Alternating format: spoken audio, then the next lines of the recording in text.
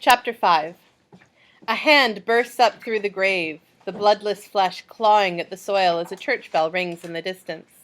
Slowly the undead creature emerges, pulling himself free of ground that housed his endless sleep. Endless sleep? I wish. I felt like such a zombie. I'd underestimated how much homework I had. Big time. I'd stayed up until 2:15. When I finally got to sleep, I had at least 3 nightmares about the lottery. In one, I was surrounded by a mob of adults who all had baby heads. I felt so tired I could cry. "Good morning," Mum sang when I stumbled into the kitchen. She'd cooked up a big breakfast. Eggs, sausages, toast. The smell of the food made me gag. I wondered if morning sickness was catching. "How about something to eat?" she asked. "Maybe tomorrow," I staggered out. Damn, high school was going to kill me. I fell asleep on the bus, which was a really bad move because when I woke up, my backpack was missing. So was one of my sneakers. The thought of losing all of my homework jolted me awake. I spotted the backpack on the floor by the last row and had to wait for everyone to walk past me before I could grab it, which got me shouted at. Luckily, my sneaker was on the seat. Unluckily, it was stuffed with chewing gum and half a Twinkie. I spotted Patrick, Mitch, and Kyle by the edge of the parking lot, tossing a toy football. I didn't have the energy to hang out. I snuck around them and went inside, stopping at a trash can to scrape out as much of the gum and Twinkie as I could. I think I dozed some more in homeroom, but at least I was among other freshmen, so nothing bad happened. When I got to English, I noticed the screen was pulled down over the blackboard. I checked around the room. Everyone looked exhausted. 2 kids had their heads down on their desks. "Are we having a movie?" Kelly asked. Please, I thought. That would be great. They'd turn out the lights, and I could take another nap. Mr. Franca shook his head, but didn't say anything until everyone was seated. "We should watch The Princess Bride," Julia said. "It's perfect for English class." My head snapped in her direction, but I managed to strangle my cry of agreement, so it ended up sounding like nothing more than a weird cough. That was one of my favorite movies. Life would be so much easier if she'd just say something incredibly stupid, so I could kick the habit of worshipping her. "My friends," Mr. Franca said, "I have a treat for you." If it was a mattress and a blanket, I'd be happy. He held up an old book. But first, a word of explanation. One of the more popular series from long ago was Tom Swift. The key thing about Tom, for our purposes, was that he never just said anything. The writer was always ramping things up. Tom would exclaim surprisedly or shout vigorously. Tom's speech habits became so well known that people started making fun of them. It turned into a word game. "Ladies and gentlemen, I give you," he reached down and yanked at the cord at the bottom of the screen, sending it clattering back, "the Tom Swiftie." I started reading the writing on the blackboard and started waking up a bit. "I'd like a hot dog," Tom said frankly. "Stop this horse," Tom said haltingly. "I don't know the words to this song," Tom said humbly.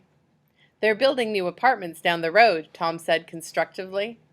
"I refuse to read Shakespeare," Tom said unwillingly. A couple of kids just stared and said, "Huh?" But I got it right away. I especially liked the last one because it wasn't as obvious as the others. You had to make the leap from Shakespeare to William, and from there to Will. "Explain the first one," Mr. Franca said, pointing at me. "A hot dog is also called a frank," I said, "so using frankly makes it a joke." He nodded. "Very swift of you. Next one?" He called on another kid. I zoned in and out during the rest of the class as we continued to discuss short stories. When first period ended, I headed for the gym, which was also amazingly well hidden. Like the cafeteria, I finally found it by following my nose. "Wake up!" someone shouted, ramming me in the shoulder as I reached the locker room door. I spun around and yelled back at Kyle, "Knock it off!" "Man, you look like you're wasted," he said. "Sleep deprivation," I muttered. He stared at me. "Sleep what?" "Never mind." I followed him into the locker room, or tried to. A class of seniors poured out the door with the force of water bursting through a broken dam. I got flattened against the wall in the rush.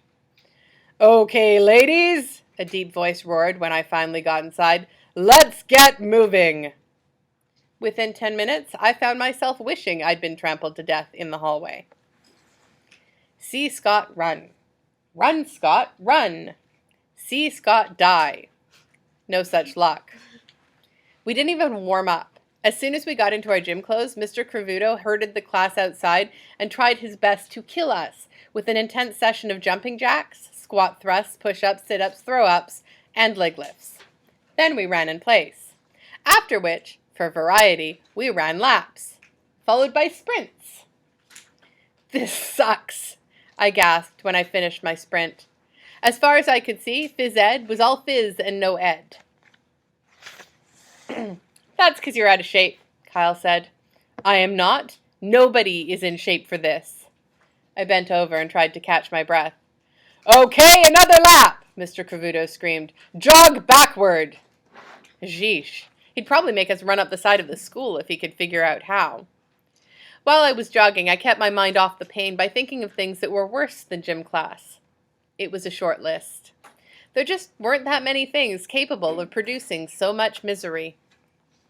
Eventually, we stopped exercising and played soccer, which was fun, or would have been if I hadn't already been exercised to death. We ran another lap at the end of the period.